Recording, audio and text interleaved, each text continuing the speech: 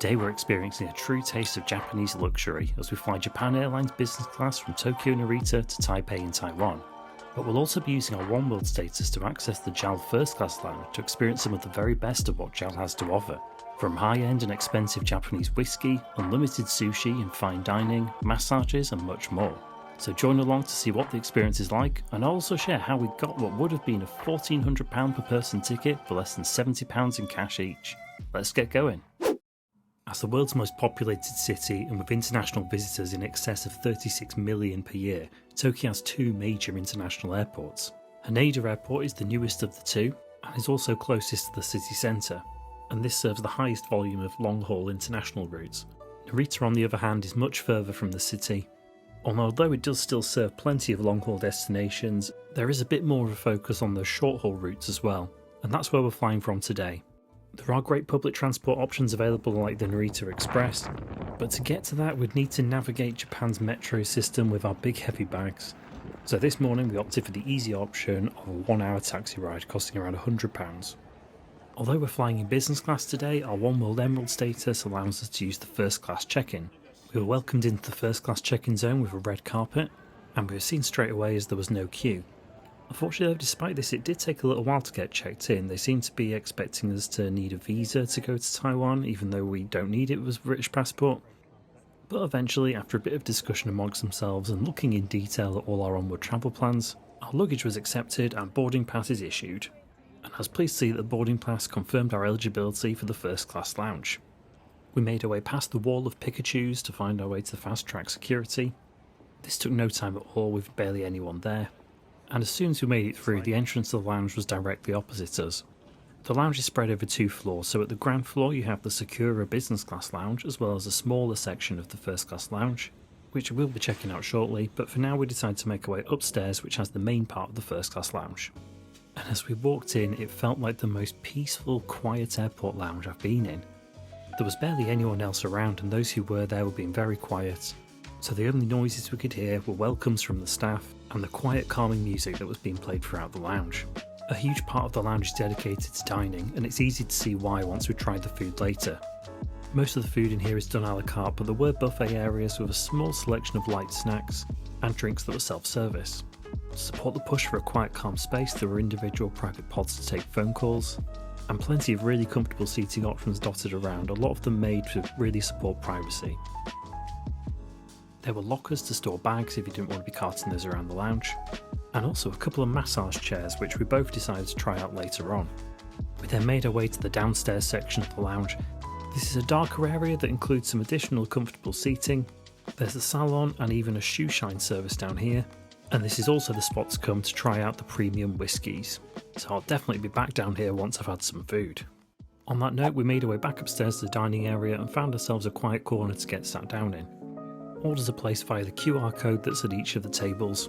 We arrived just before midday, and at that time the sushi bar was actually closed, so we were going to have to wait a few hours before we could get some sushi. Thankfully, plenty of really great options available on this menu. Make sure you give it a pause to have a look through. We selected a nice mix of things to try out, and then I went to go grab a drink. And although there were plenty of great options of champagne and spirits, I couldn't turn down the novelty of the beer machine. Just grab a lovely chilled glass from the fridge, place it on, and it does a perfect pour for you. Ah yes, and don't forget to grab a hot towel from the hot towel dispenser machine. When I got back to the table, our first round of food had already arrived. I went for the JAL signature beef curry, and Kelly went for the Japanese meal box alongside a salad. All the food we had here was absolutely delicious, really high quality, and presented really nicely too. I then went for a curry steamed bun. This seemed to be the same curry I'd had earlier, but inside the softest bao bun I've ever had. And once all the food had been polished off, I had a quick look at the dessert menu, ordering the trio of desserts and a fruit bowl to finish. Now well fed, I was in a bit of a mood to just relax with some booze. There's free pour champagne as well as plenty of high quality spirits available, and I found a nice quiet area to relax with a champagne and just put my feet up for a bit. And I figured the only way to ramp up the relaxation even more was to go try out the massage chair. Now all the instructions were in Japanese, but with a bit of help with Google Translate I eventually started to get it going. A lot firmer than I was expecting it to be, maybe even slightly painful at times, but it actually felt like I was getting a proper massage. And after a couple of hours of relaxing, getting a bit of work done and a bit of life admin, We made our way back over to the dining area as the sushi was available. Just 3 different types available on the menu, and they do rotate what's on the menu, but you can have as much as you want, and I wasn't going to pass up the opportunity to have a lot more salmon nigiri before I left Japan. I also tried this beautiful pork dish, which I think might actually be one of the nicest things I ate my whole trip in Japan, so as soon as I finished it I ordered another piece. After which we made our way downstairs so I could try out the whiskey. We were given hot towels at our table, and I ordered a glass of the Yamazaki 12-year single malt. It's a really nice whiskey, incredibly easy to drink too, some nice fruity notes. I did a bit of reading up on it. Apparently due to its popularity it actually can be quite difficult to source inside Japan, and the price has been going up year on year. I think it can tend to go for about $200 a bottle, but I think you can find it cheaper than that. I had a look this morning and I actually found it on Amazon in the UK for £135. I don't tend to drink at home. I mean, I probably drink more than enough when I'm travelling, and that's definitely well above the price I would normally pay. But I've got to admit, I am tempted to put in an order. Got all these recent first class flights and lounges I've been doing. It's starting to give me a bit of a taste for these high-end whiskies that my current income just can't justify. But anyway, we had an absolutely brilliant time in that JAL First Class lounge, easily one of the best we've been to. Incredible food, really friendly staff, and some fantastic drinks. It was also just a nice peaceful environment in there. Generally speaking, really quiet, really peaceful. It's just a great environment for both working and relaxing. The only exception, I've got to say, in the run-up to a flight to the States, it did bring in a couple of groups of very loud Americans who didn't exactly have indoor voices, and their conversations did kind of carry across the quiet environment. But that definitely wasn't enough to spoil the experience. And we left the lounge really looking forward to this flight now. We knew we couldn't expect any of JAL's latest seats. It's a bit of an older configuration, but for just a 4-hour flight, as long as the seat's comfortable enough, it doesn't need to be the latest and greatest. It's probably more important to have good food and service. And the first class lounge had definitely left us with high expectations of those elements. Boarding commenced just 20 minutes before our planned departure time, and this being Japan, that was of course bang on time, and we were among the first to go get on board, which we were clearly very excited for. 2 separate jet bridges, one for business and one for economy, and I do like the way that they have red carpets down these, and then finally made our way on board.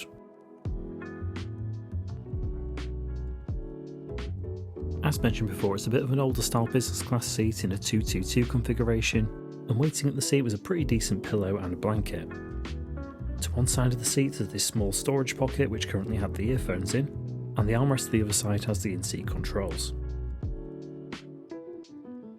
Good amount of leg room, and the seat itself was really comfortable, nice padding, and the headrest was fully adjustable.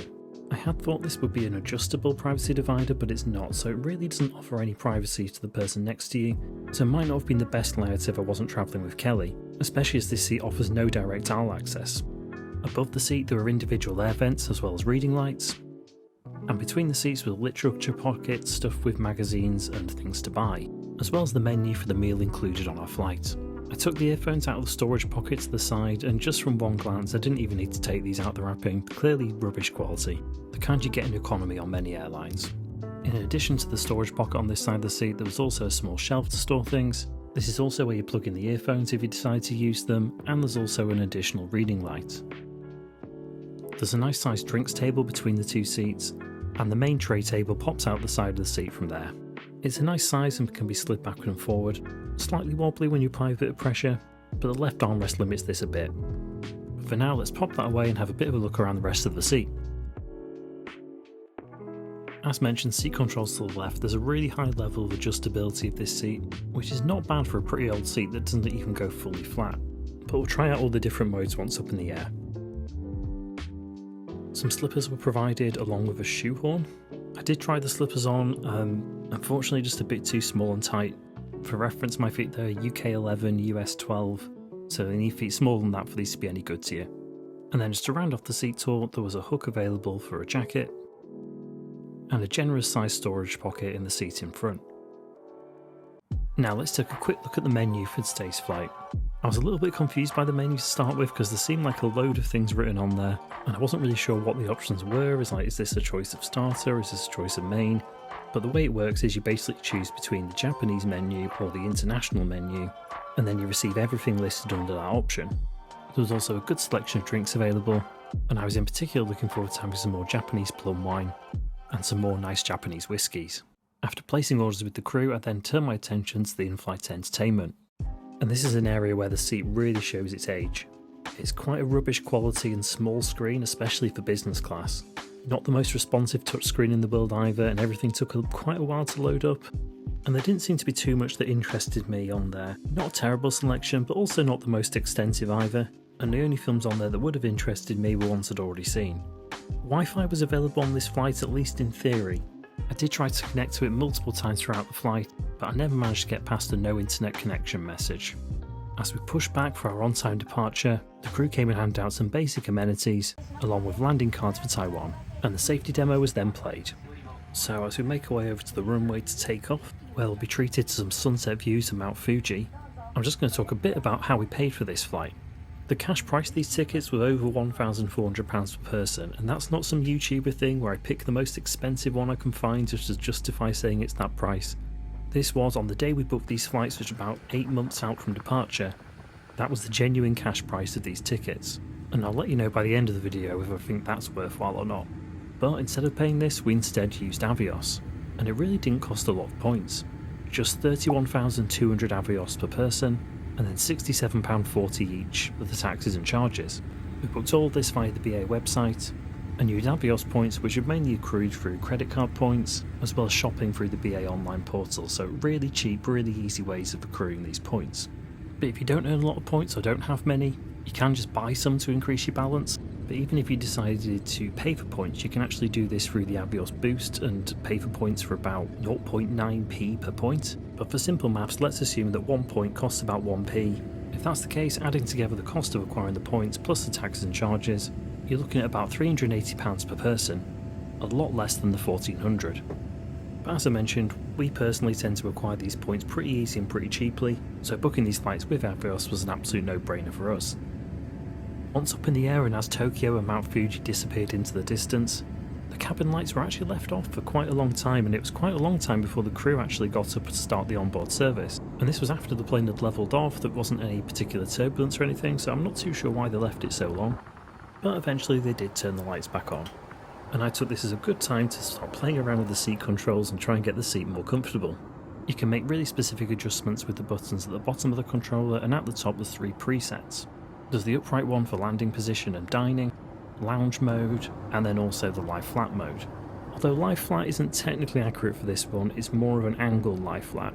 I'm not sure the exact angle, let me know in the comments if you do, but ultimately it doesn't make it all the way flat. You do have a footrest at the bottom to stop you sliding off, and although it was comfortable enough to lie down for a bit, I definitely don't think it would be great for a long flight. I do think I would definitely struggle to sleep in this, particularly as it did feel like it was made for someone slightly shorter than me. Quick pit stop in the bathrooms. I was quite surprised to see no fancy amenities, no nicer soap or anything like you usually get in business class.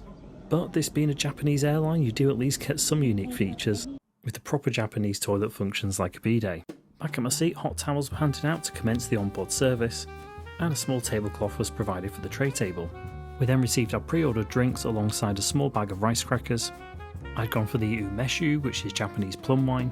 It was a bit stronger than I was expecting compared to some of the ones that I'd been drinking whilst in Japan, but it mellowed out a bit and was really nice once the ice had melted a little. And the little rice cracker snacks that accompanied this were really good. I did notice though that the service was a little bit slow, so it'd taken a while for the service to start. And then once it did start, everything took a while. For example, it took them absolutely ages to clear these hot towels and the rice cracker packets. Even once the meals were here, they still didn't clear them away. Myself and Kelly have both opted for the international menu. I know, how can we fly JAL and not get the Japanese menu? But the international one honestly looked a lot more appealing, and after a week in Japan plus plenty of sushi in the lounge, we were ready for something a bit different. And I thought it'd be interesting to see how a Japanese carrier did Western food. Everything was really high quality and tasted delicious, yet some of it was a bit basic, like the meat for the main course was basically a burger patty, and there were some things that weren't for me, like the prawns, but overall a really enjoyable meal. After we finished eating, once again things were a little bit slow, so it took a little while for them to clear the tray tables and bring over desserts, which was a small tub of Haagen-Dazs ice cream. And a second drinks order was taken. I went for the whiskey this time. This was the single malt Kanasuke. No idea if I'm saying that right, but it was absolutely delicious, no doubt helped by the fact I'd already had a few drinks at this point, but a really nice quality whiskey. After the meal we were then handed another hot towel before the first one had even been cleared yet, so we were developing a bit of a pile, but eventually everything was cleared away and I was able to sit back and relax and just watch a bit of TV on my own tablet, not the in-flight entertainment. Kelly meanwhile decided to get the blankets out and the pillow just to make herself a bit more comfortable. So it was a really nice pillow and the blanket was nice and soft. And the rest of the flight was just a really nice relaxing time. Just sat back relaxing, sipping my whiskey and watching Daredevil Born Again. The seat itself is really comfortable for lounging in. As I mentioned before, you wouldn't really want it for a sleeping flight, but JAL are using it on these shorter routes, and it works great for that length of flight. It was a bit annoying not having direct aisle access. There were times where I wanted to get up and pop to the loo, and it was a bit difficult and awkward. I had to clamber over Kelly to get out there, or she would have to get up to let me out. For us on this one, that was just a mild inconvenience, but if you were sat next to a stranger, and especially if there was a language barrier with that stranger, I could see this being quite an awkward seat to be in, especially if that person was fully reclined in bed mode. In the run to our descent to land, there were a lot of warnings about expected turbulence during landing, and the seatbelt signs actually went on a full 45 minutes before landing.